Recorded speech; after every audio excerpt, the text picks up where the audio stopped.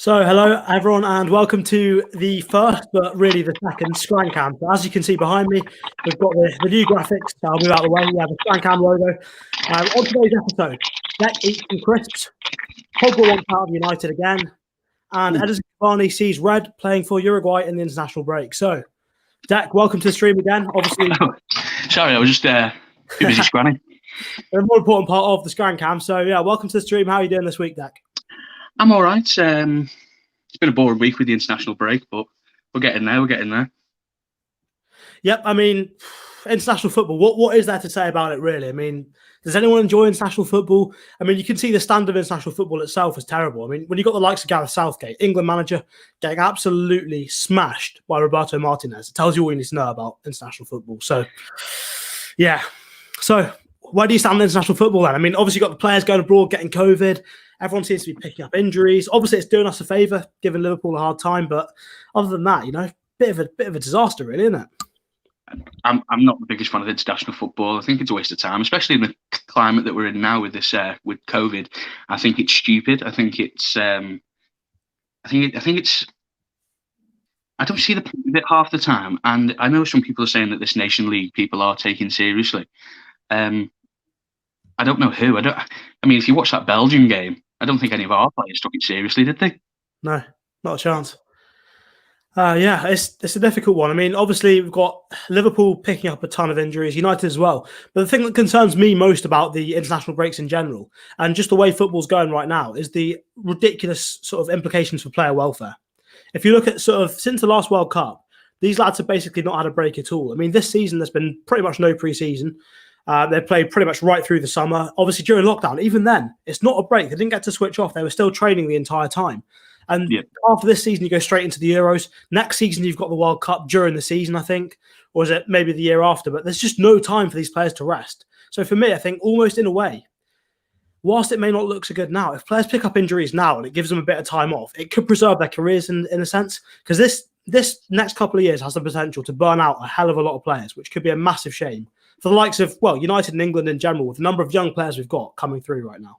That's what I was going to say. I was going to say we've got such a wealth of youth talent. It'd be a shame to have a Rooney with every single one, and by the time they're 28, the legs are going. Yeah, actually, for United with the likes of Greenwood, Rashford, it really would be a horrible thing to happen to our club and to England as well. So we've got a few comments coming in. If you've got anything you want to see us discuss, let us know, but down in the comments below. Now, obviously, we said in the title, David Carmo we mentioned, and the first comment is in that vein. So, from Talk Football, if you could choose, who would you sign out of David Alaba and David Carmo? Obviously, both Davids or Davids. So, one nice similarity there already. Both can play as a left-sided centre-back. So, yeah, for me, I think it's a really difficult one. Obviously, Alaba's got a wealth of experience, terrific player for Bayern, and as well as being fantastic at left centre-back, left-back, and defensive midfield, the versatility he gives as well. He can play pretty much anywhere on that left side, even in, as I said, defensive midfield, central midfield. He's a fantastic utility option to have, and he's a terrific player. What do you think? I mean, for me, David Carmo looks good as well. We can come on to him in a second. I think with Alaba, I actually don't know how good he is. That's something that bugs me. I mean, I've seen him play for like international football, like you say, Austria, and he's never really wowed me. I don't watch a lot of Bayern, but when I have, for example, one of the only games I watched of Bayern was the 8-2 Barcelona goal, and he got turned inside out for one of Barcelona's goals. I think that he's having a tough time, because Bayern went through a phase, didn't they? I think when Liverpool beat them by a big margin in the Champions League, and they were all going through a bad patch of form. And I can't remember the manager's name. Is it Jupp Heynckes? Is that how you say it? Yeah, I think so. He's the previous lad. Yeah. He revived Alaba's career, I think, at Bayern Munich, even though his contract has run down or is running down. He wasn't really seeing a lot of first-team football. He was having trouble with injuries. It was the same with Thomas Muller as well. Muller was out the side for a long time, and Jupp Heynckes got them both back in the team and then turned them into some sort of dynamo again. And then obviously Hansi Flick came in and revolutionised the Bayern team. You get that famous thing, don't you, from Bayern, that they rarely let players go if they've got something left to give. Yeah. And if you look at Thiago, like obviously we've spoke before about how much I want Thiago, but it's clearly he is injury prone. He just is. And although how good he is, he just is injury prone. So I think there's going to be something wrong with David Alaba as well. I think there's something amiss because, like I say, Bayern don't normally let players go if they're still 100% going to be world class or 100% going to be a massive part of their team. Going to David Carmo, I think David Carmo's someone that you're going to get, excuse me, very cheap, or cheap in terms of a quality centre back. Maybe I think he's going to be a lot cheaper than Dayot Upamecano. I think he's going to be, a lot cheaper than a Kalidou Koulibaly, even well cheaper than Diaz that went to City. Brilliant left foot, great technician. He's a front foot style defender. His passing at the back is what we thought Harry Maguire would be. He's an unbelievable passer with the ball. He's 6'4". He's fast, and he's 21. I think we have got a chance our arm at him. I would probably go for David Carmo, but and here's a big point I've spoken to you about already is the reason why maybe I wouldn't go for him is of how many young defenders we've got. We've got Ted and Mengi, we've got Axel Tuanzebe. Would it be better to bring in a David Alaba that's got that experience to share with them, really? Because Harry Maguire is good and he's a captain or whatever, but he's not a UCL winning centre-back, left-back, defensive midfielder, as you say. Maybe that's a reason we should be looking at bringing David Alaba in. Yeah, I mean, do you reckon, so with what you're saying on Alaba, do you reckon there's something that's hidden that Bayern just aren't telling us about Alaba? You reckon there's something that no one really knows, but maybe that's the reason they're letting him go? Or do you think it is just a case of they've messed up this time? Because, I mean, even the best do mess it up occasionally. I know Bayern are brilliant with their players, but... I mean, the thing is, though, I would probably tend to sway to the side if Thiago hadn't have gone last season, that they might have messed up this time. But to let two first-teamers go in such a short space of time, considering they're still one of the best teams in Europe, if not they're probably going to win the Champions League again. It's not like they're in a rebuild and they're just letting like the few scragglers go that want to go. Like Leicester, after Leicester won the league, Mahrez went. It's not like that for Bayern. It's never been like that for Bayern. I think he might. I don't want to, presume he could have injury record problems. I don't know. I'd have to look into it. He could have some attitude problems. Maybe he's just falling out with the backroom staff. Who knows what's happening? But I think it's a little bit dubious because it never really happens that Bayern let players go when they've got something to give to the team. Yeah, fair enough. I mean, we'll see what happens on that one. But I think I agree with you. David Carmo looks a fantastic purchase if we can get him. But I mean, it's an interesting one because with centre backs, as you say, we've got a hell of a lot of young centre backs. For me, I think Eric Bailly, as much as I love the lad, his time's up. He's too injury prone. We've given him enough chances now. I think his time's gone. Victor Lindelof, I think, likewise. I think he should stick around because he's able to stay fit. By the same token, Phil Jones for me is, I think he's got to go as well. Marcus Rojo for the same reason. All right, Harsh, I'll stick up the volume in a sec, no problem. But yes, so yeah, Phil Jones, Marcus Rojo, and Eric Bailly all got to go for me. Now, if you look at other players we got in the centre back positions. Lindelof's got to stay. Harry Maguire, there's no way he's going to leave. We paid far too much money for Harry Maguire.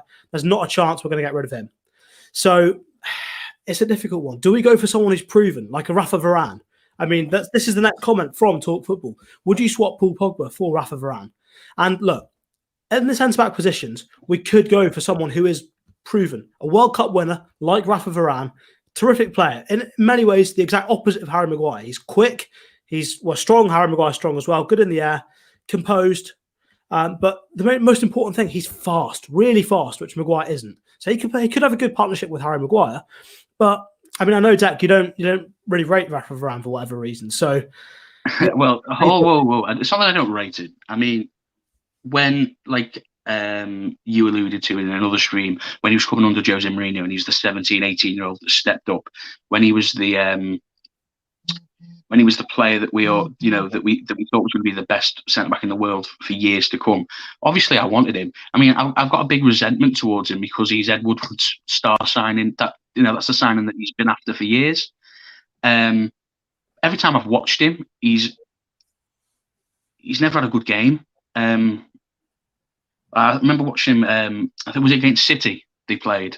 Yeah, he got torn apart against City. And he got torn apart. And he wasn't against City. He wasn't playing next to Sergio Ramos. So you reckon Ramos then is just carrying Varane in most games? I mean, obviously Ramos is a really aggressive front foot defender, and if you've got that on one side, if you've got someone who's quick enough to be on the cover all the time, able to look out for Ramos.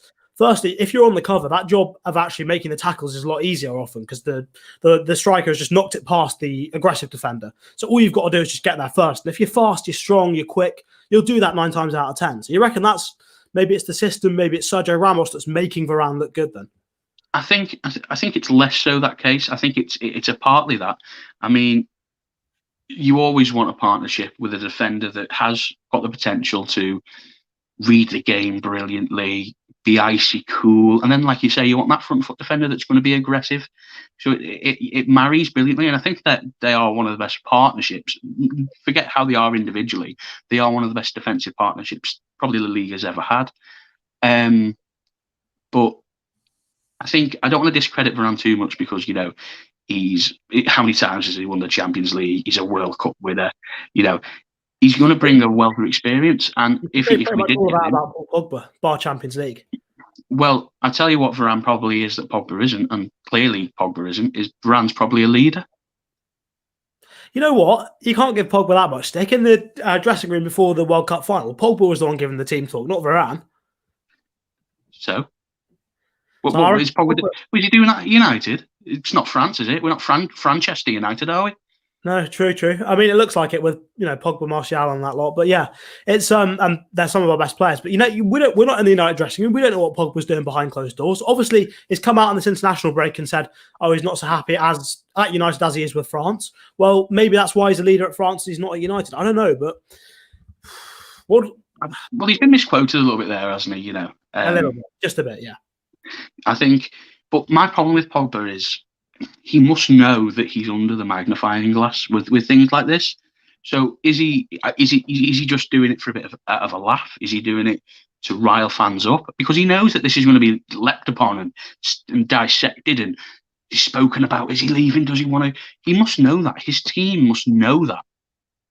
So is he just doing it? Is he trying to disrespect us? I don't know. It happens every single international break, but I don't know what's going on. But I mean, I do feel for him in the sense that, he's going through a really tough period and in his career. Probably, as he said, one of the toughest periods he's had. He's maybe not experienced this before, where he's playing consistently badly. Obviously, maybe COVID's impacted his fitness as well. By the looks of things, he's not running anywhere near as much as he should be. That intensity and the short, sharp bursts to close players down, it's just not there at all. So maybe that's impacted Pogba. But, right now, the one thing I would say is that I think a lot of fans are turning on him in ways that, I'd like to say ways we wouldn't do with other players, but recently the United fan base especially is really toxic. So any player that goes out of form, well, even if it's Rashford, literally. Well, just a prime example of this is what you're saying there is Bruno. Bruno was getting pelters last night. Yeah. How can you criticise Bruno? The best player we've had since Wayne Rooney at United. I don't know how you can. It's toxic right now, but at the same, it's difficult because on the one hand, I want to say, Pogba, you deserve a bit of support. You deserve the fans to stick an arm around you. But if you're going away every international break, even if you've been a bit misquoted this time, you've still done it 50 times in the past. You've gone and said, "Oh, I'd rather be at Madrid. I'd rather be over there. I'd rather not be at United." Yeah. So it's really difficult to be on the one hand, I want to support him, and then he's going and flirting with other clubs every international break.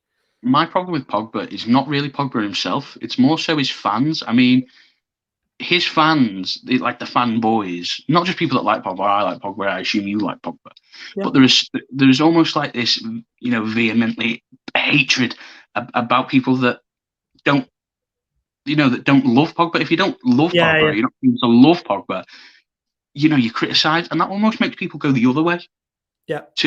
All right then. Well, I hate Pogba, and it's less about Paul Pogba himself. It's more about the fans. Yeah. No, you're right. So talk football now. Do you think we should go in for veterans like Ronaldo, Ramos, etc., or only sign young players / players in their prime?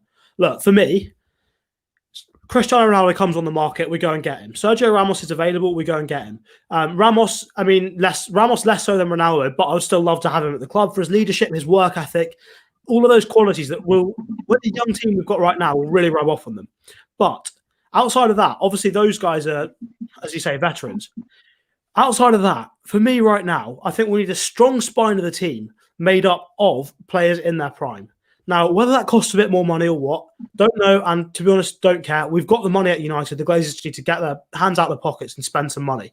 But right now, with the young players we got, if you build a good spine of the team around them, yes, we may not win anything for the next 2 years, but we probably won't anyway. What it will do is show the rest of the players how to play in those positions, develop the young players we've got, the core of that team, into top class players for the next 10, 15 years. If we look at a bit longer term here, it's really important that we get some good players in now. Get in that defensive midfield. Get N'Golo Kante now. Go and get some top players for that spine of that team, alongside Harry Maguire or Lindelof, whichever one you pick. Go and get a top class centre back. Go and get a top class defensive mid. Get Ronaldo up front. Whatever you want to do. Get class players that can rub off on everyone else, and it will only give us benefits for the future. Yes, we may struggle to win anything for the next couple of years, but we're going to do that anyway. That's where I stand. Go and get the best players you can in every position. We've got plenty of young players. If there's someone that's outstanding and cheap, go get them by all means.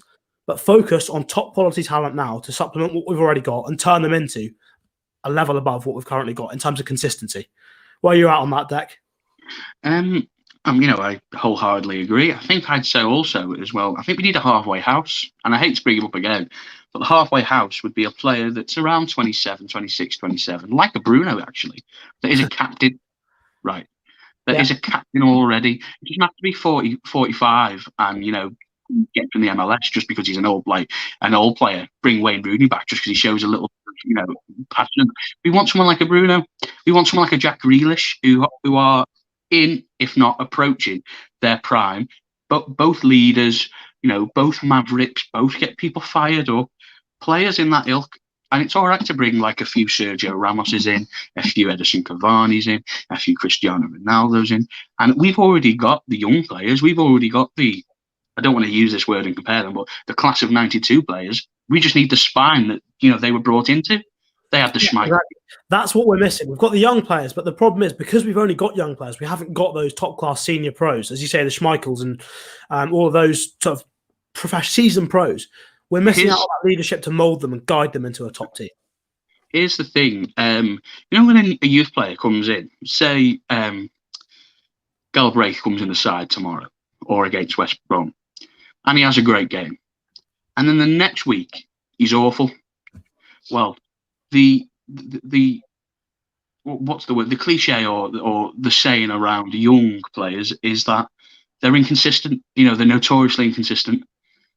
No, it's funny that how young our squad is and how inconsistent we are. If you think about it like that, if you just think about it like that, and it's like young people get a given, not young people as in young footballers, or given a pass when they have a bad game. Because that's fair enough. They're inconsistent. They're finding their feet. But our squad's isn't it like 23.5 years of age average? Yeah, it's so young. I mean, it's not a surprise that they're inconsistent. It makes complete sense. It's exactly what you expect from a squad that young. And what we need is consistent pros who can perform minimum 7 out of 10 every single week. Because then you get consistency comes from those players. And even if the young players aren't on such good form, the senior pros can carry that team in a sense if the young players aren't quite on form.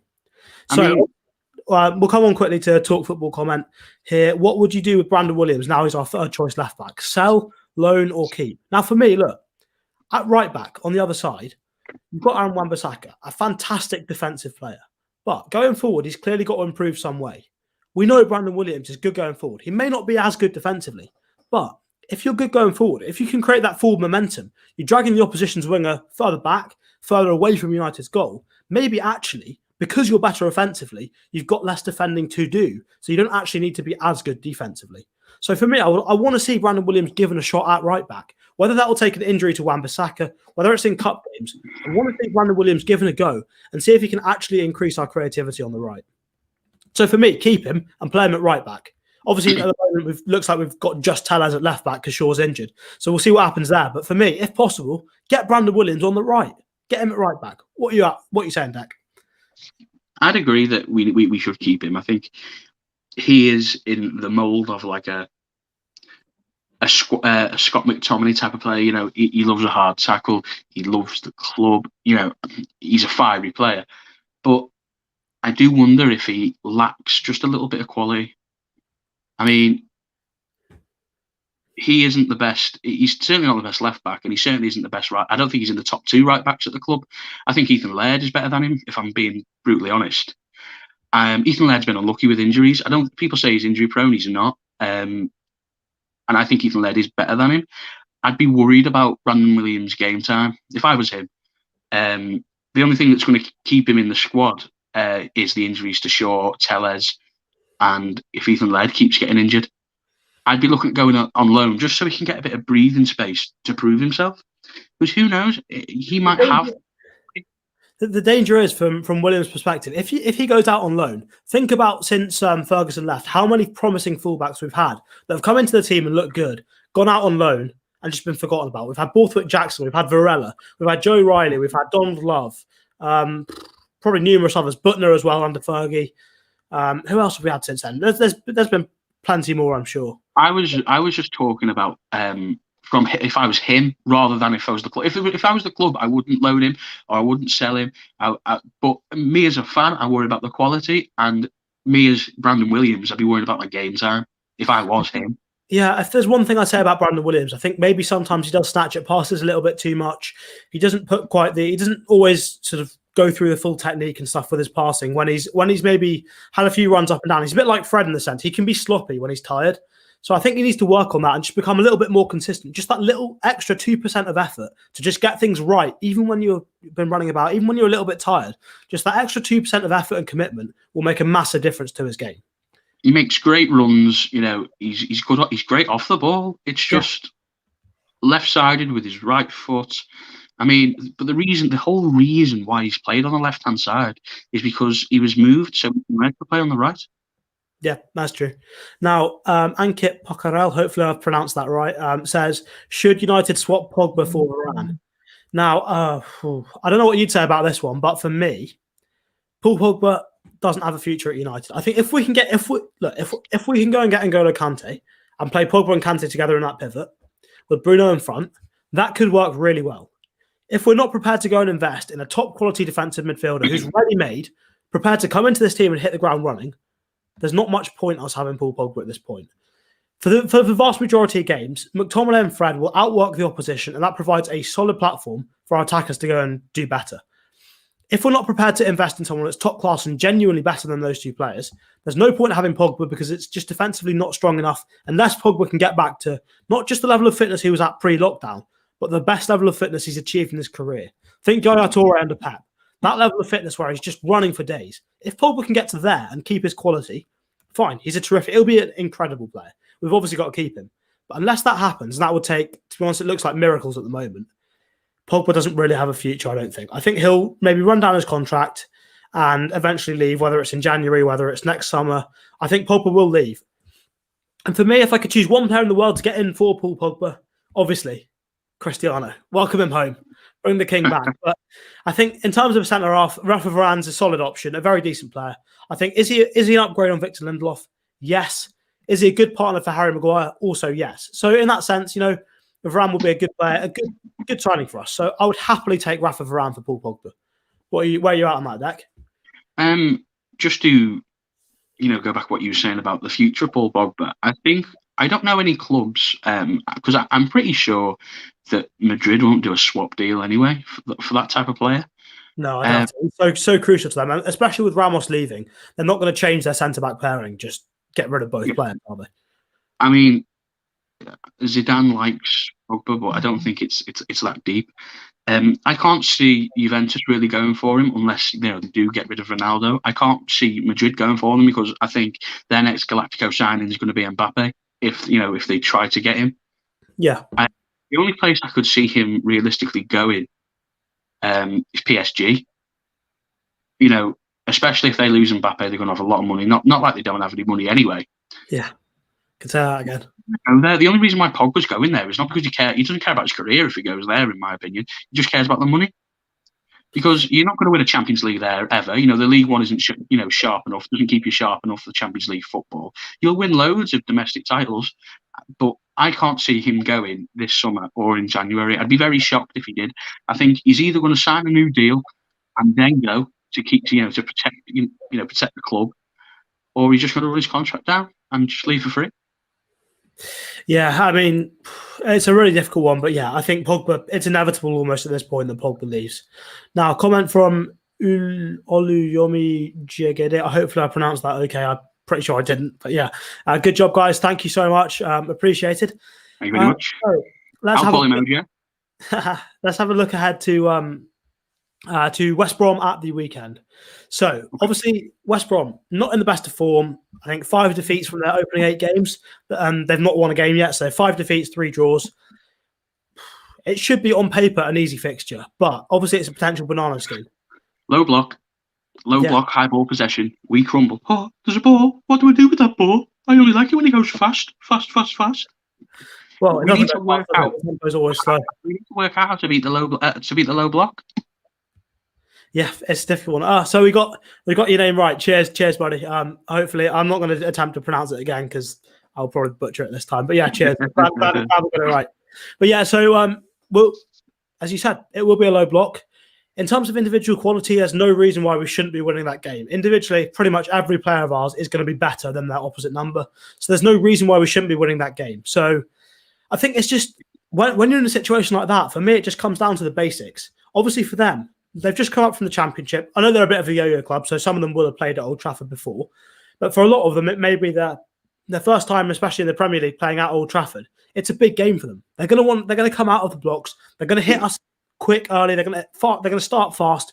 We've got to outwork them. We've got to be dominant in the duels. We've got to make sure they don't get a sniff. Got to make sure they lose their hope quickly. We shut down everything that they have in the first 10, 15 minutes and just control the game as much as we can. I mean, they are not in terms of like fouling or giving it or whatever. They are a dirty football inside, and I mean in terms of they just don't play attractive football. But they have got 2 players I think that could cause us trouble, and that's I think his name is his last name's Pereira, but I think it's Matthias Pereira. Is it? Is that how you say it? And Callum Robinson, if he plays, because I know he's yo-yo-y with injuries. I think they're both rumoured to be out, which is massive for us. Massive. They're both out. I think it goes as far as this, and I'm staunch Ollie in it. If they're both out and we lose, I think he has to go. Because I think so. Ollie goes this weekend if we lose to West Brom and their 2 best players are injured. If them 2 best players are injured and we lose, and it's not like a last-minute penalty, or even if we just lose, he has to go. How can you lose to West Brom at home? He would have to go. The thing is, I can see it happening. Like it's so disappointing, but these days I can't go into a United game expecting to win. I'm always nervous. I don't know what's going to happen, and it really anything. It's cliche, but anything can happen in that game. For me, it is just if we do the basics right. If McTominay and Fred start in that double pivot, they work hard as they possibly can. We outwork West Brom. We'll probably win the game. Worst case, we'll come out with a 0-0 draw. But look, with the quality of Bruno Fernandes, hopefully Rashford, hopefully Greenwood's back in form. Martial starts as well. But if those lads don't work, we've got Pogba off the bench. We've got Donny van de Beek off the bench. Whatever we do, execute it well. Whether we get balls in the box, which against a relegation team, not normally the best idea because they can normally just head them out. But if we do get balls in the box, just do it well. If we're getting balls in the box, put good crosses in from the fullbacks. Make sure we've got runners from midfield. Scott McTominay, you make sure you get in the box. Rashford, Greenwood, no hanging around on the edge. You get into the penalty area for those crosses and make sure there's bodies in there to attack the ball. If we do that, and you do that for 90 minutes, you'll win the game. Look at Liverpool last year. There were a lot of games where they didn't play particularly well, just kept getting the ball in the box, and whether it's the 96th minute or whatever, the goal will come. So we just got whatever we do, whatever that game plan Ollie goes for, execute it well, throw everything into it, and make sure we outwork them, and we should win that game. But yeah, as you say, if Ollie loses that game, big questions. Big I mean, I personally, if I was a betting man, I'd probably say it's like 95% we win. I can't see us really losing. Yeah. They're just a poor side. I mean, like I say, if them 2 best players are out, I think, and Andy loses, I think he does have to go. I think he would have to go for me. I mean, look, if they give us the sort of space Newcastle gave us, this will be an easy 5-6-0 win. Easy. But if they sit in, it could be a little bit more difficult. But again, there's no reason not to win. There's no excuses here for Ollie at all. Even if we've got players injured, our team is a mile better than theirs. I think Juan Mata, maybe even and Donny van de Beek has to both have to play. One of them has to play because they're so cute at finding that line-breaking pass that sometimes even Bruno can't really do. Especially Juan.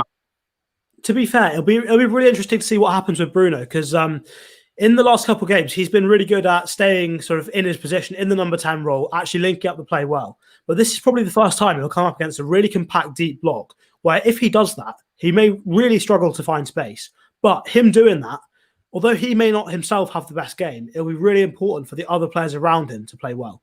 So it's really important that Bruno does actually stick to his role. And it's a massive test for him as well. Has he got the discipline when things are tough, when he himself may not necessarily have the best game, to stick in his role, knowing that it'll benefit the players around him? So for me, that's a really important test for Bruno Fernandes.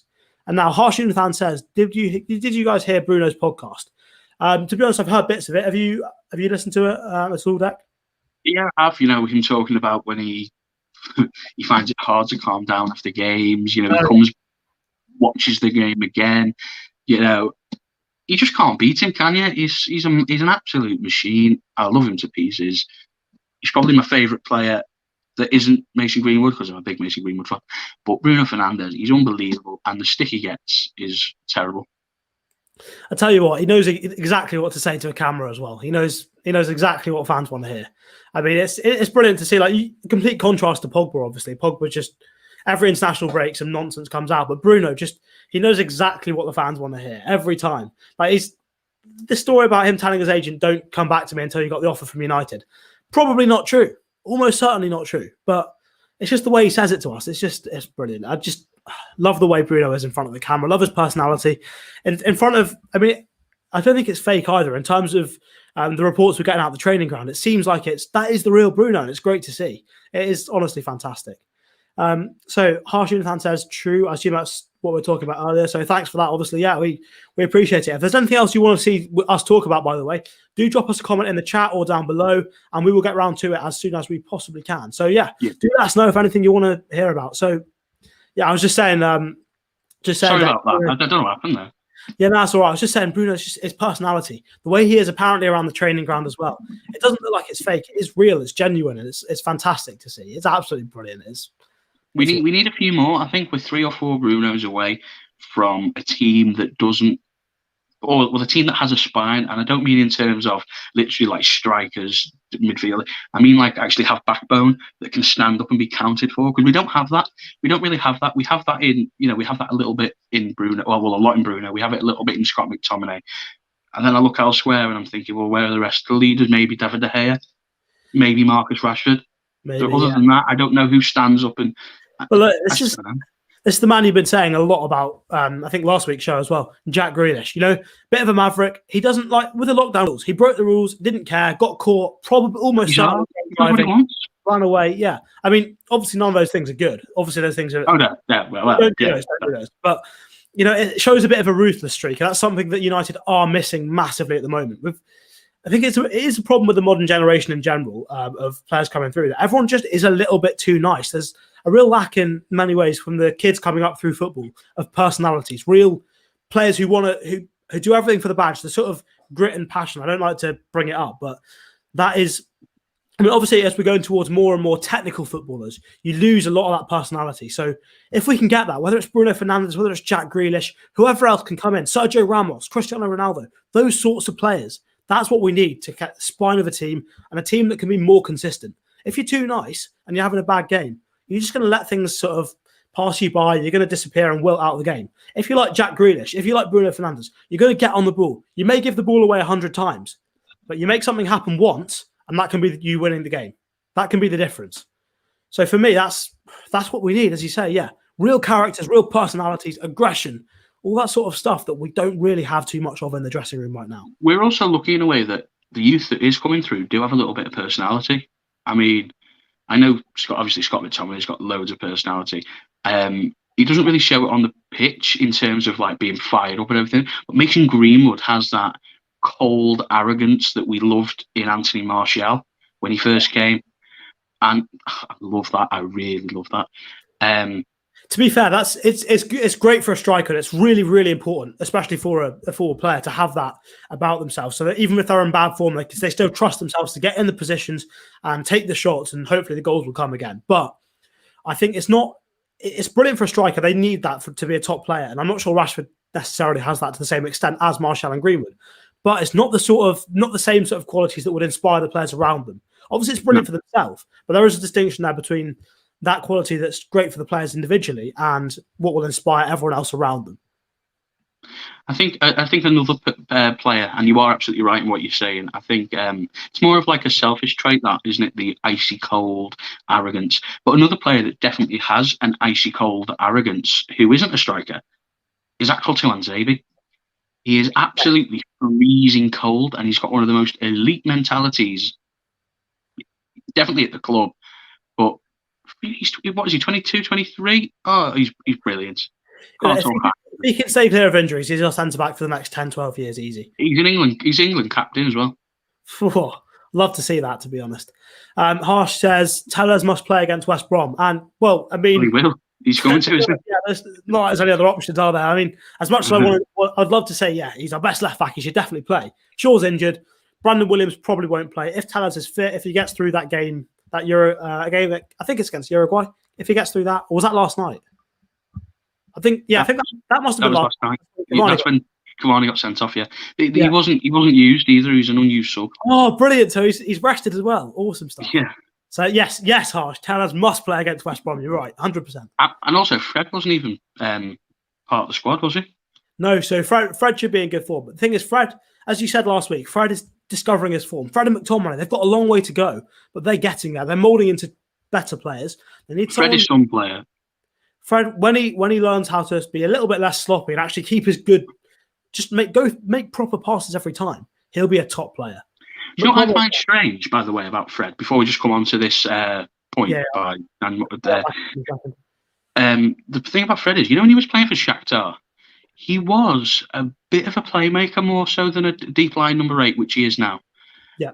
He used to take free kicks. He used to score a lot of free kicks. He used to take corners. He used to whip good balls in. He used to score a lot from outside the box. And now we obviously know now that he doesn't really shoot, because the thing is that he never scores, and he certainly doesn't take any free kicks. I wonder what went on with Fred. I wonder if he lost his confidence when he came into United and he's slowly getting there again. I really think so. I think it's taking time to build up. But you saw what Bruno said on the podcast about how he watches Carrick in training. He wants to say, Fred, watch Carrick and do that.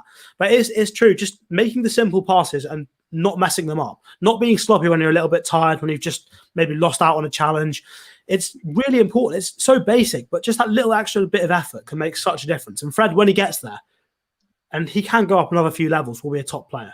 Now, Nan Farhan says, I feel our defence is the major area where we lack aggression.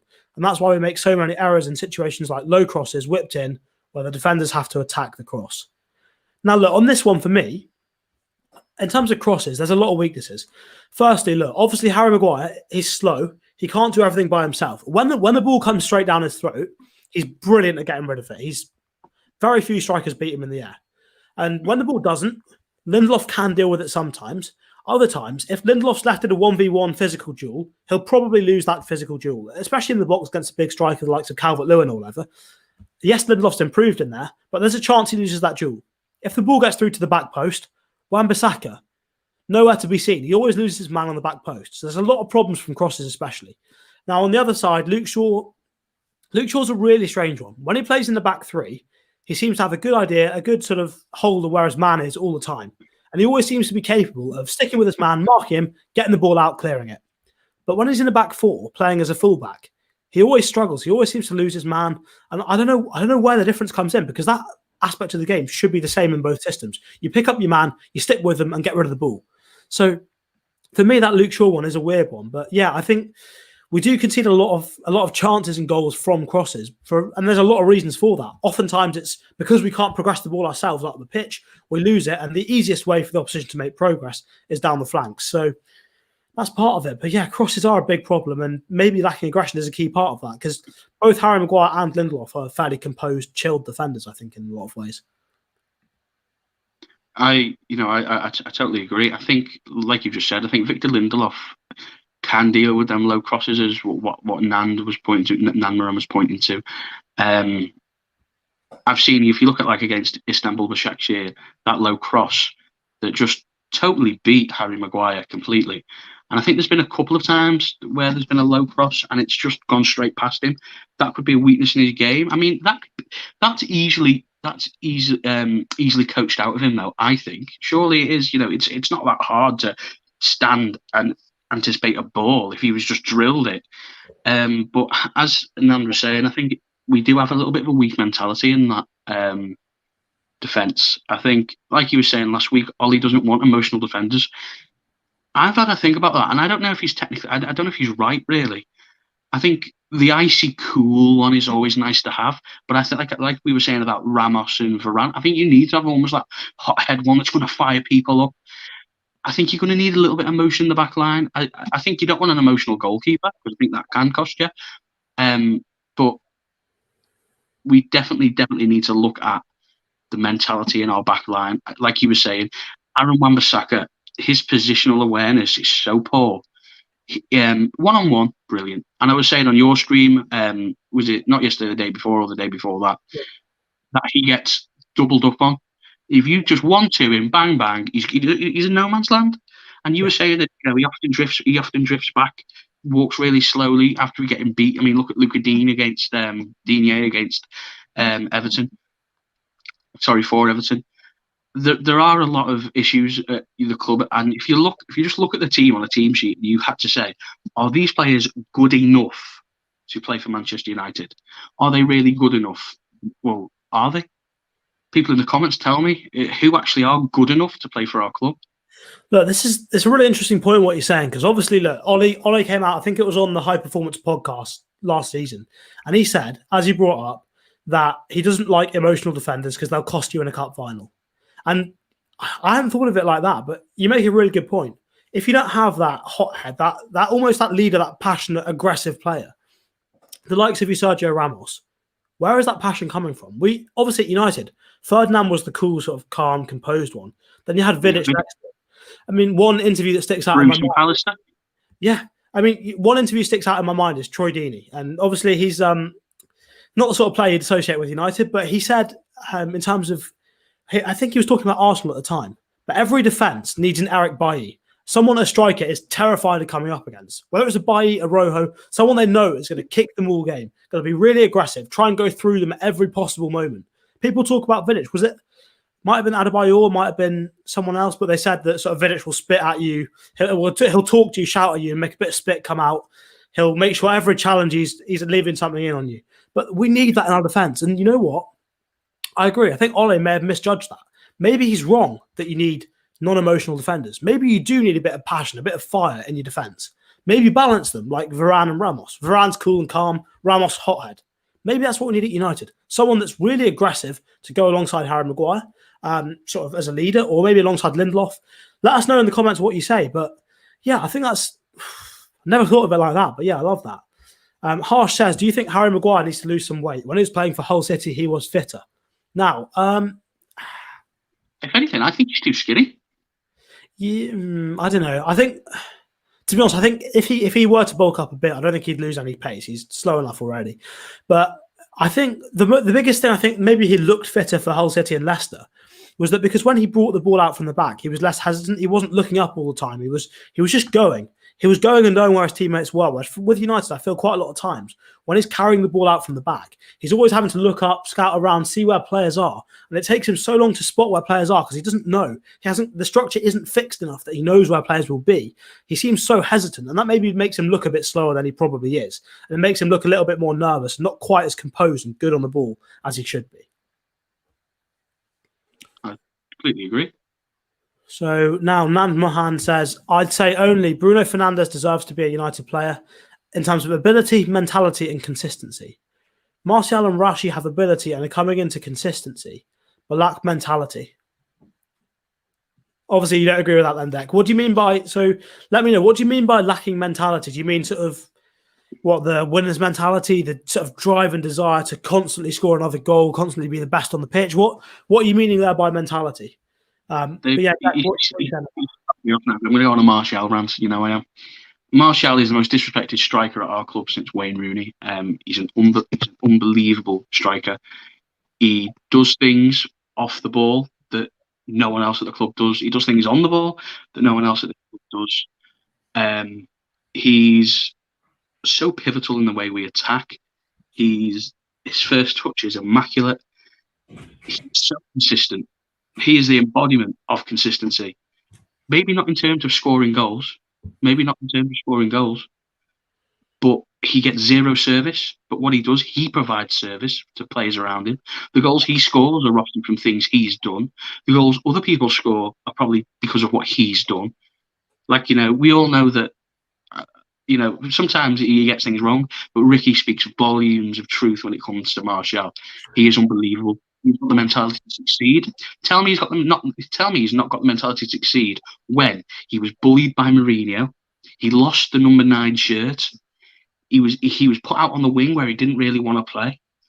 There's 3 things that you think most players would just give up, especially in this era. They just give up and move on to a club. You look at Depay. He could have stayed. He could have fought. Martial fought. He's thought, you know what? I'm good enough for this club, and I'm going to show you that I'm good enough for this club. I'm going to stick around. I'm going to knock on this door until you have to open it. And who was there but Ole Gunnar Solskjaer? And he opened it and said, you're going to be my number 9, and I'm going to trust you with the hold-up play. I'm going to trust you to lead the line. I'm going to trust you to be my number 9. And, sorry, go on, Cam, you're going to speak then. Well, I was just going to say, Harsh completely agrees with you. But obviously, Nan says, I absolutely love Martial, but you can't say he shows the level of leadership of Bruno, hence the point of mentality. This is what we were talking about earlier, the distinction between that ice-cold sort of belief in yourself, that arrogance that Martial and Greenwood and all the top strikers have. Haaland has it.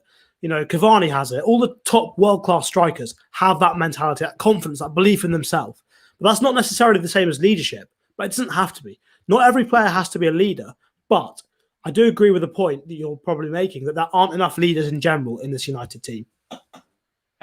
Just to reply to that, I think what Martial is what the Harry Maguire lovers think Harry Maguire is in terms of a captain that shows it leads by example. I think that's what Martial is. I think that is certainly what he is. I think he is a silent leader. And I personally think he's very vocal. From what I've seen of him in interviews and how he talks, I think he is probably very, very vocal in that dressing room. I'm not saying Harry Maguire isn't, of course. He probably is. He's the captain. He has to do team talks and everything. But to say that he doesn't get any leadership, I think is a step too far.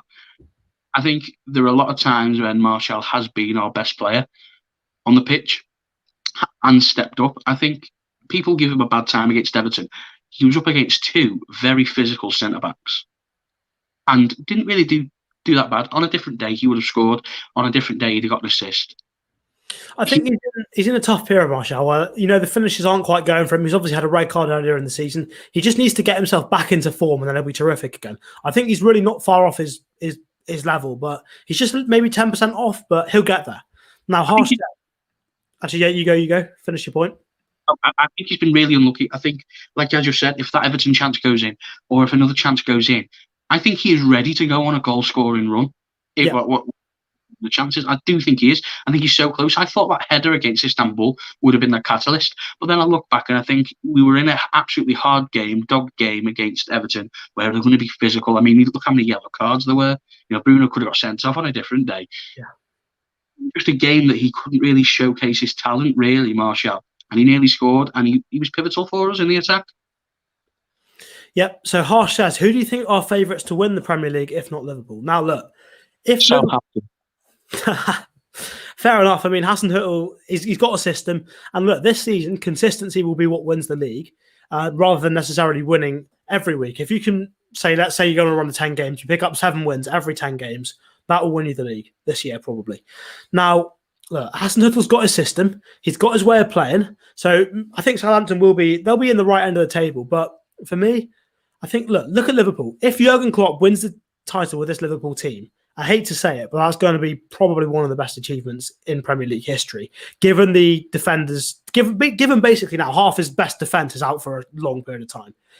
Let's say if Joe Gomez comes back at Christmas, Fabinho's back in 2 weeks, then obviously not. But if he's lost Van Dijk, if he's lost Joe Gomez, if he's lost Fabinho, and they're all out for a long, long period of time, and he wins the league with that. That is actually seriously impressive. Alexander-Arnold and Robertson out as well, seriously impressive. For me, in terms of who's going to win the league, I don't want to call it. I don't want to go too early on this, but I really want United to go on a run of form. If we go on a run, we get 7-8 games where we win pretty much every game, maybe one draw or 2 draws. I think we could come out on the right end of the table here. Runak, Thadani, United have a chance if they get their consistency. Yes, I don't want to say it. We really do have a chance, honestly. A tiny chance, but it's possible. Look, I think Spurs will be somewhere near it, but we need to go on a run, get there. And look, there's so few points between us and the top of the table now. It won't take very long to sort of bridge that gap. I think Southampton will drop off. They don't have the strength and depth. Our team right now, if Pogba gets injured, if Fernandes gets injured, we've got the depth. We'll get there soon enough. We'll be close. Nan says, Martial needs a scrappy goal and the floodgates will open. I also agree with your point on Martial importance. So that's, he runs the channels, elite whole player and links up brilliantly. Yeah, I think that could he knows what I'm talking about. He understands. Yeah. Great minds think alike and all that. And another one. Exactly. Yeah. You get me. United, it's possible. It's possible. Nan says I'm a bit too hopeful. Yeah, probably. A little bit touch optimistic, but yeah. Harsh. Yeah. I'm glad you're enjoying the stream, mate. Runak. Yeah, we have such good depth. Yes. The problem last season, look at where we finished last season. And for the first half of the season, our attacking midfielders were Lingard and Pereira. Now we've got Bruno, who's levels above them. Levels above them. And if Bruno gets injured, we've got Van de Beek, who's another level above that. We've got Lingard, who can come in and fill in for Rashford off the left. We've got Rashford himself. Dan James, who, even though he's not in the greatest form, he may not be the greatest player. He can probably chip in with between 5 and 10 goal contributions, goals and assists, between now and the end of the season. We've got players there who can produce goals for us. If we can just find a bit of form, you never know what can happen, The depth is looking the best it has for a long, long time. So I'm really hopeful here. Where are you at on this deck? Are you thinking there's a chance, or are you firmly in sort of maybe Mourinho's going to win at the Spurs, which I've got to be honest, it is possible. Do you actually want to know who I actually think will win the league? Yes. Don't say that Southampton again. Southampton are a good side, man. No, but I really think that Leicester are going to go close. You reckon? The thing is, for me, if you look at the last few... Oh, wait, say that again. I think it cut out. Rodgers is a bit of a bottler, so that worries me. Yeah, it's not just Rodgers, but Leicester in general. The last few seasons, they've dropped off just towards the end. So it's a difficult one. I think the problem is getting goals without Vardy. That's been there because their defence is so good. And the midfield is really mobile. I mean, it's way more functional than Liverpool's midfield. Way more functional. They play with a back three. I think they play with a back three and 2. Well, they mix it 4-3-1-2, or they play with their back 3. But yeah, their midfield is not just more functional than Liverpool's. I'd say, indeed, he goes around being a monster, hitting everything, but their quality is actually probably higher than in some ways. So, Nan says, just a quick statement for you lads to talk about. We've spent £1 billion since Sir Alex left after the Traore signing. So, good value. Look, I don't think you find anyone in the world that will argue that is good value. You spend £1 billion in what, 6-7 years? You expect to be near the right end of the league. But all things considered, look, the club right now is in a better place than it probably was just after Fergie left. Obviously, they were the title winners, but we got to the end. Fergie kept the older players in that team going as long as he possibly could. And not just that, he didn't really bring through the young talent that we needed to sort of replace them. So because of that, I think he knew his time was up when he left. He knew that he'd have to do another rebuild and he hadn't started early enough. He hadn't planned it early enough. So the club were in a difficult place. So we're in a better place now, but only because Ole's made some intelligent signings and things have we've sort of stumbled across this almost by accident. So you can't argue it's good value when we sign players like Schneiderlin, Schweinsteiger. The midfield was one of the worst things I've seen. Di Maria didn't work out. Sanchez didn't work out. We've wasted so much money on pointless, stupid players that were never going to work. What are you saying, Deck, on that? There's a lot of... Don't shoot me, guys, in the comments. Don't shoot me. There's a lot of similarities between this team and the team that won the league in 2013. In terms of the fact that Fergie won the league by patching holes. Yeah. He had a team that, especially for the first half of the season, which was our defence is but we're going to outscore you. And we were winning games like 3-2, 4-3, or maybe not 4-3, but 3-2s were in there. And I think that's kind of the same. We're patching it up with the McFred midfield. We've got Shaw covering Maguire, just like Carrick was covering the back two, things like that. But going back to the £1 billion point, I think our biggest problem is not really who we've spent it on. It's more so the board not really giving managers time, really, and the board allowing players to be shipped out when really they shouldn't be. I mean, you've got to back your manager, of course. Like, if I was manager of Manchester United and I didn't want Maguire there, I think it would be stupid if they said no to me. But at the same time, the money that they've spent, imagine Ole Gunnar Solskjaer with Daley Blind if he'd stayed. I mean, he's like an ant. He might not be the player that we're all after, especially he might not be, he's not physical enough for the league or whatever, but he can play left back, he can play centre defence, he can definitely play centre back. He's left footed, he's got an amazing ball on him, he's a class player, he's got a great mentality. We had a problem with shifting out players. We should have, like how Ashley Young was here until Ollie. Why couldn't players like Daley Blind be here? I'll tell you what. There's a lot of signings that a lot of people would criticise, but the likes of I'm not really going to bring up Januzaj from the academy, but Depay, Daley Blind, Schneiderlin, those three in particular, they may seem like bad signings. Eric Bailly and Lindelof too. They're bad signings because they didn't work out, not because they were bad signings before. They were good signings. They just didn't work out. There's a difference between that and the likes of Schweinsteiger, Sanchez, Di Maria, who weren't the best of signings anyway. For me, I think those sorts of players, honestly, I would have them back now, and I would sign them again if they came up. So if we were back in that time, I'd sign them again because they may work out in a different universe, different reality, and they would have been good players. Daley Blind's a fantastic player. Would love to have him back right now. So Runak says, lockdown, we had no depth with the 5 subs. Now many have improved as well. Yeah, the players themselves have improved.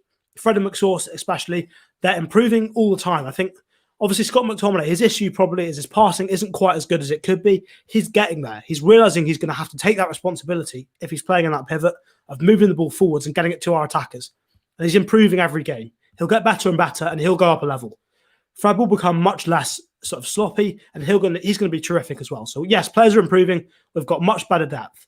Harsh says, were you guys schoolmates? If you want the honest story, I'll let Dak talk you through it. But basically, Dak sort of, I think, you basically saw me on United stand, right?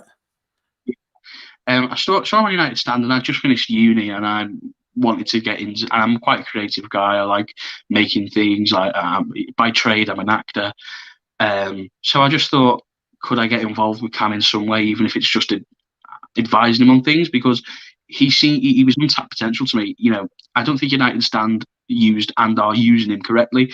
He's got he can. Well, he did, like he said before, he mentioned Adnan Januzaj. He interviewed Adnan Januzaj for a podcast. He was a host of the podcast. I think there's a lot of untapped potential with Cam. So I just thought, I'm just going to be, like a leech and just suck all that potential out of him and come on his channel. So here I am. Yeah, cheers. Obviously, I had to pay him for that, but yeah, cheers. So Nan says, Chelsea have a great chance when their top players gel together. Yeah, I do agree. I think Chelsea have a really, maybe not strange, but an interesting style where they're, especially the way they sort of seem to play is they suck in the team one side, and then they're basically their sort of main weapon in their arsenal is to switch a play out to the other side quickly. And it is working, but I think when teams figure them out and teams are able to get around that, maybe Lampard's going to have some issues with working out what to do next, how to evolve that style further. So, yeah, I think Chelsea will have a chance this season if they can get their consistency, but they may start to struggle if they get injuries and teams maybe start to figure them out. Can't wait till Timo Werner to the next Lacazette. Yeah, that'd be jokes. Bruno, the best signing since Fergie left. Yeah, I think we're all agreed on that. Mohamed Tariq is back. He's back, lad. It's been a while. Great to see you. Thanks for tuning in. He's back, boys. He's back. Nan says, McTominay and Fred equals Cleverley and Anderson. We're going to win the league. Yeah, you can't disagree. It's sound logic. Yeah, well, we are going to win the league. Fred's Brazilian, McTominay's just cleverly. Hopefully, it doesn't end up at Watford in 2 years, but we'll see. Yeah, I mean, yeah, can't disagree. Don't put Lindelof into the bad signing bracket, mate. Him and Tuanzebe are our best centre-back partnership. Yeah, no, sorry. I think I brought up Lindelof when I wasn't meaning to. Like, I think I explained it badly, but what I meant was taking a chance for 30, 35 million on players like Lindelof, Depay, Schneiderlin, Bailly, all those sorts of players. They're not bad players to take a chance on. They're very good signings to make. What are you saying? Sorry? Carmo. Yeah, David Carmo as well. Yeah, brilliant. Those sorts of players are good signings to make. And even though some of them didn't work out, Lindelof, I think, personally, I would argue he is our best centre-back right now because Tuanzebe hasn't been fit long enough for me to consider him. Those sorts of players are good signings. Some of them work out, some of them don't, but they're still good decisions from the recruitment team. Just because they haven't worked out doesn't make it a bad decision. It means other factors may have come into play. Some of them that weren't going to work out, that were pointless, like Sanchez when we had Martial and Rashford playing on the left, those ones are bad signings. But that lot there that we spent 30 to 35 million on, some of them may not have worked out, but they're good signings for me. I've got a question for you, Cam, and for anyone in the comments if they can answer it. Do you think that since Ollie's come in, and especially this summer, well, actually, let's just talk about this summer. This summer was so disappointing for us, right? We didn't get Sancho, we didn't get the right winger, we didn't do this. The signings that we brought in my opinion, were all first class. Yeah. Do you think you've started to turn a corner in terms of recruitment? Well, look, if you're signing Van der Beek for a small amount of money like we did this summer, that's a brilliant signing. I think, honestly, we're not far away now. And I think, yeah, it does look like we have turned a corner. But the one thing I'd say, with Cavani, he looks like a panic signing because of the way it was conducted. If we'd signed him at the start of the window, then I would say, yeah, definitely we've turned a corner. Because he's a good signing. Lucky, because I think he is going to turn into a good signing. I think so as well, but he just reminds me of the guy. What do you say? I cut out again, I think. Definitely panic. He was a definite panic signing. We could have got him in January, but we didn't. Tellers for 15 million, Donny van der Beek for 35 million. These are players that should be going for at least double what we got them for. Traore, Diallo, or whatever his last name is, I can't remember. It's Diallo, isn't it? He goes by. Yeah. He could be something special. Facundo Pellistri could be special. They're just the type of signings we want to see at United, really. In terms of the fact that they should be the signings that go around a marquee signing. Yeah, I completely agree. If we're making 3 or 4 of these sorts of signings every season, and then maybe every season or 2 seasons we buy some established players just to maybe build the core of that team, the spine, the best talent from around Europe, the established world-class players. Get a couple of those in every so often. Maybe, to be honest, it may not even be a recurring thing. It may well just be next summer, January, go and get 2 world-class players, a defensive midfielder and a centre-back, watch the rest of the team form around them, and as the rest of the team develop and become those world-class players themselves, then we can just get 3 or 4 of these sorts of signings, the Van der Beeks, Tellez, Pellistri, Diallo, the young talent and the sort of up-and-coming. The players United have traditionally have, the ones that are almost just at that next level, ready to take that step into becoming world-class. We do that every year, and we'll have a consistent team. What do you say, Jack? Sorry. Jack Grealish. Yeah. I mean, those sorts of players, brilliant. We just need to get to a point where we've got a team built with no holes in positions. Obviously, at the moment, right wing's a bit of a hole. Once we've got no holes in that team, we can keep signing every year 3 or 4 players for 30, 40 million pounds, and we'll just be keeping that team ticking over constantly. So we won't have to have a big rebuild every 5-6 years where we go and spend 200, 300 million in one summer. We can just keep that talent door recurring, keep a revolving door. If players aren't ready, they can go. If players are playing to their potential, we can keep them. So, cheers, Nan. Very kind of you. So Runak says, Donny is a bargain. I think that he's a proper box-to-box player, and when we're down, he can go in the box. He's a number 8 IMO. I don't know how you both see him, and Ollie should play him there. For me, look, I don't know how you get Donny into the team. For me, what I want to see, the team I want to see going forward is a 4-3-3, 1 defensive midfielder, Donny and Bruno in front. Donny and Bruno are both good enough, Donny especially, to play anywhere on that pitch. So if he's got drop a little bit deeper in build-up, he's able to do that, keep the accurate passing, good combinations, get us up the pitch. Bruno Fernandes the same. But the most important thing, as I said on Monday's tactical stream, we need a good defensive midfield player. Someone who's as good as Fernandinho in that City title-winning season. And he was seriously underrated. People still don't give him the respect he deserves. If we can get someone of that quality, we can play that 4-3-3, and then we can get Donny and Bruno in the team. Will be fantastic. And like versus Istanbul, he was the best player on the pitch until he got subbed off. Yeah, I mean, Istanbul wasn't a great game, but Donny, look, we talked about earlier about those players who can give you a 7 or 8 out of 10 every week. Donny does the basics so well that even if he's having a bad game, he will give you a 7 every week, minimum. So he's a player, the sort of player you need in that team for consistency.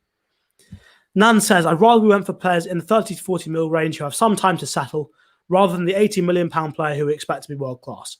Yeah, obviously there's less pressure for a 30, 40 million pound player.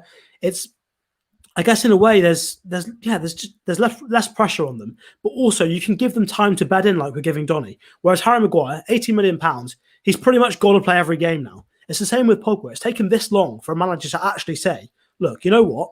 We're not good with you in the team. You're going to have to sit out and just work for your place back when you can get it.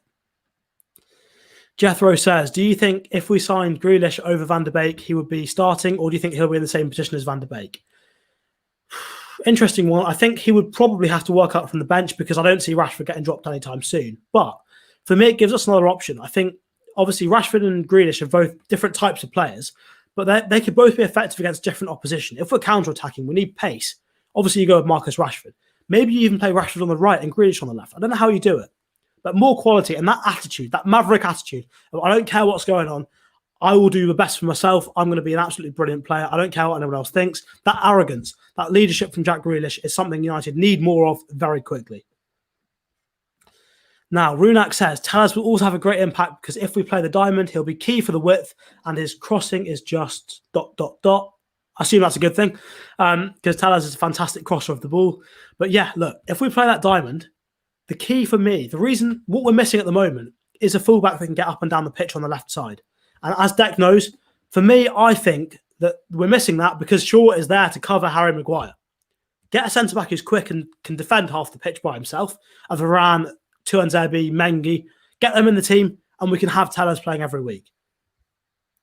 I'll let you do this one, Deck. Do you think, Harsh says, do you guys think there's been a change in United's transfer policy? We're being linked to a few young players with a lot of potential. I think it's changed twice since Jose Mourinho has been sacked from the. I think as soon as he was sacked, we went to we just want to sign 20-year-olds, young players, and now it's kind of we've changed. We want to be a bit more. And I think what's changed this is that man again, Bruno Fernandes, because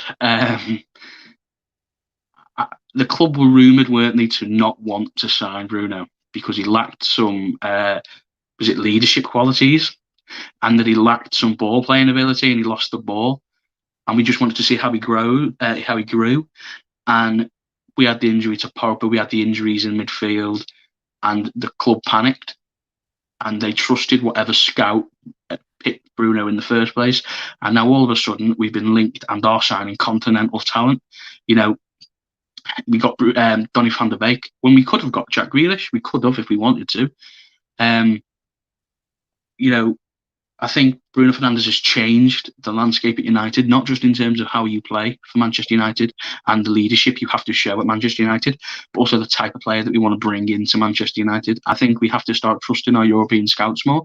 I think we are. I mean, Tellez, European scouts.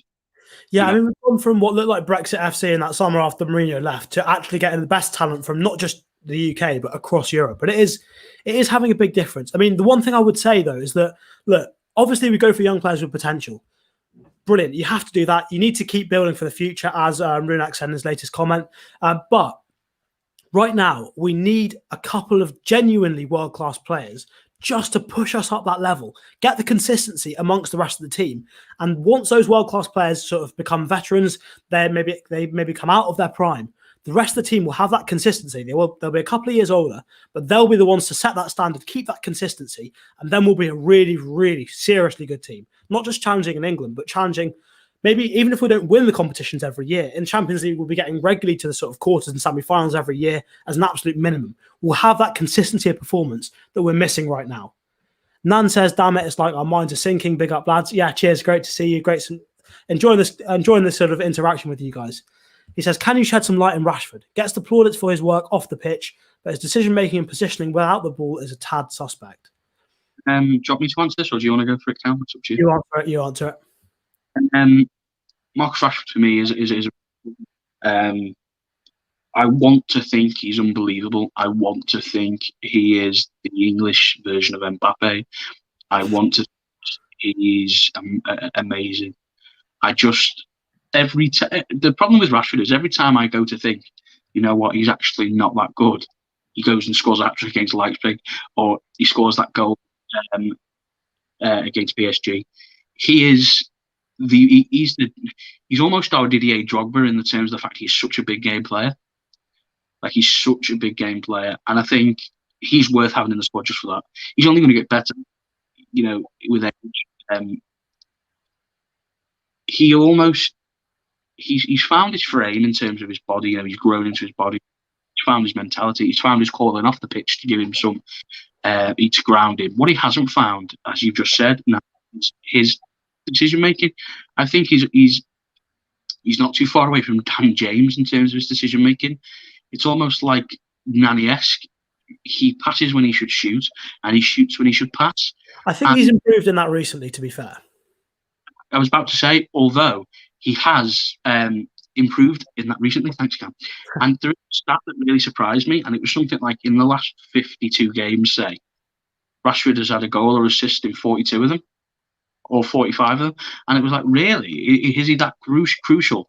And another thing about Rashford is I don't think you're going to get the best out of him on the left-hand side. I don't. For me, I think where Rashford's going wrong at the moment, where things are going wrong for Marcus Rashford in terms of, I mean, obviously he's still playing okay. It's been pretty good. He has good games and sort of bad games. But where he's going wrong is he needs to work out what he is. Are you an inside forward? And if you're an inside forward, by all means, in build-up, hold your width, be that passing option down the line.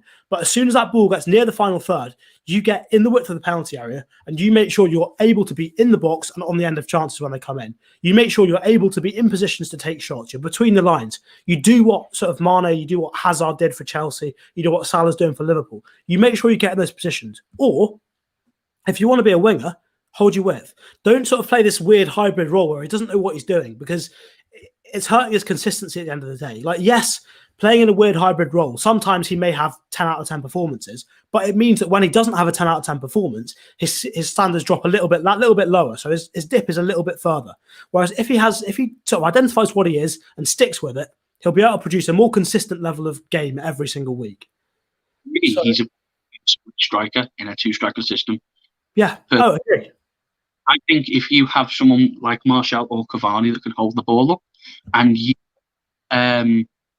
Rashford, I think he can score so many goals. And I mean, if you put him in City's team ahead of Sterling, I think he probably gets about 40 goals a season in the league. Yeah. So Runak says, didn't have words for Tellez's crossing. I love his play style. And he says, Ole's building for the future and making this team a title-winning side. It always takes time. Klopp and Ferguson, great examples. Look, Jose Mourinho came out and said it the other week. You know, you can't expect me to do in 2 years what it's taken Klopp 5 years to do, for example. So, yeah, I think we've got to... It comes back to what Dak was saying. Give the managers time. So, like Bayern before they got Flick, they were consistent, but they could not get to the latter stages of the Champions League. But people give... Hansi Flick, I think, is a great manager. He looks so angry. Nil up. He just wants more goals. He loves goals. But as I was saying before, Jupp Heynckes is the reason Bayern are where they are again. He came in and did what Ollie did in a way. You know, he might have played for them. I don't know, but he is a former manager. He came in and he steadied the ship. He got their, the philosophy of the club back going again. He made them realise who they are after they had such a poor performance against Liverpool in the Champions League. He came in, he reorganised, got the players playing well again, and said to Hansi Flick, right, now you go and do with them. I've sorted it out. And that could be what... Obviously, I want Ollie to win titles, but that could be what Ollie is for the next manager. He could be our Jupp Heynckes and whoever, maybe it's a Ralph Hasenhüttl, to be our... but like the commentator was saying, that we do need to give Ollie a little bit more time. He's earned that time. Before Paris and Leipzig this season, I was prepared as a fan to give him the season. of the runs he's been on, the good nights he's give me in Paris, the semi-finals. Okay, we got unlucky, whatever. But all he needs is a little bit more time. But that's just me. We'll see. Cheers for that, Jethro. I think it's the graphics behind me doing all the work. So yeah, big up to Deck on that one. Nan says he's more of a wide forward than a winger who can hold his width. Also, he's looked way more effective on the right-hand side where he doesn't have to keep cutting inside on his right. Look, for me, with the players United have got right now, Rashford is by no means the best finisher of that front three. He can score a goal, but he's not a natural finisher and probably not the best finisher of the lot. Where he can have value, though, is if we can get players into the penalty area consistently, the likes of McTominay, Bruno Fernandes, Van der Beek, whoever, if you play Rashford on that right, he's very skillful. He can beat a man. He can put a ball into the penalty area. So if we can get bodies into the box there, Rashford could be a really good either second striker on the right, or he could play possibly as a right winger. I know he may not get to cut in as much as he'd like to do, but he could be a really, really useful sort of assisting winger on the right-hand side. That's where I see probably Marcus Rashford. Maybe in the future, I think there's a chance always that maybe Martial goes out to the left, Cavani plays through the middle, and so maybe Rashford does end up out on the right. Do you see any legs in that deck? Just to reply to that, I think the thing with Marcus Rashford and you're saying about the hybridness and he kind of doesn't know what he's doing at times. On the left-hand side, although he's a winger, I think his job is still to score goals. It's not really to provide. It's still to score goals. And that creates a problem, really, because with our two banks of the McFred midfield and just Bruno, you've really only got Bruno as a playmaker type player. You need the wide players to almost be to be Bruno's, to be that playmaker. And Rashford doesn't really have that. And that's why I think he suits the split strikers so much, because he can still be out wide. He can still provide width. But his main job in that team is to score goals rather than create, hold the ball up, go back and defend, which he has to do while he's out on the flank, whether that's right. I do think he is pretty good on the right. I mean, I think it was against Crystal Palace at Old Trafford last season or the season before, where he did a flip-flap and he Bournemouth. I think it was Nathan Ake he got past. He megged Nathan Ake, then flip-flapped someone else or something. Whatever it was. That's the Rashford we know and love. Yeah. And don't forget what he is doing off the pitch as well. You just want to love him. You want everything to be going swimmingly for the lad. He loves the club.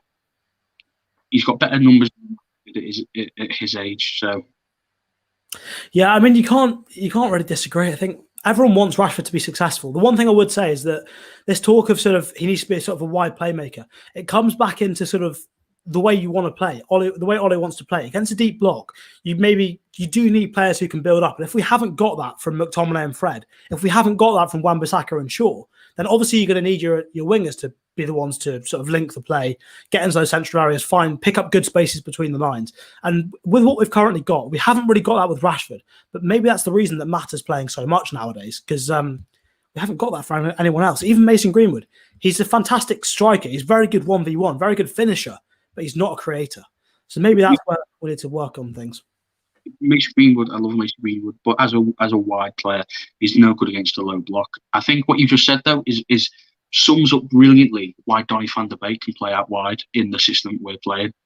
They have to be that playmaker, especially against a low block. If you're playing Juan Mata out there, you can play Donny van der Beek out there, no problem. He's the 1-2 passes. He gets the ball off. He rattles it, bang, bang, bang. He can break down a low block. Juan Mata can break it down a low block, and Martial certainly can. Martial can provide both sides of the coin, where he can run in behind. If obviously you can't really do that against a low block, but he can also hold the ball up to allow space if there is any chance of a counter attack. 100%. And you say about sort of playing in those areas. I mean, the one thing you do need then is you need your fullbacks to bomb on forwards and actually provide the width. People say if you do that, you won't have enough pace. Fine. Wan-Bissaka, you get round Donny van der Beek or Mata, whoever's on the right. Tell us you get around Van der Beek on the left, and you make sure you are that pace. You're the ones pushing the defenders back, offering the options, and then all of a sudden, then we're really cooking. We've got a good team then. I mean, I think, to be honest, we're 1 hour 20 now. I feel like that's been a good stream. I think I've enjoyed it. Cheers so much for every one of you guys for sort of interacting with us, dropping your comments in the chat. It's been great to see and great to talk to you guys. Anything else from you, Dak? Before we go, do we want to just do like a little maybe prediction or something for the weekend? To see. Yeah. I mean, for me, I think a 3-0 win for United. I honestly cannot see us losing to West Brom. What about you? Yeah, I'm not conceding either. I'm gonna say 4-0, and I'm gonna say Cavani gets a brace and Fred scores a goal. There you go. After that. Yeah.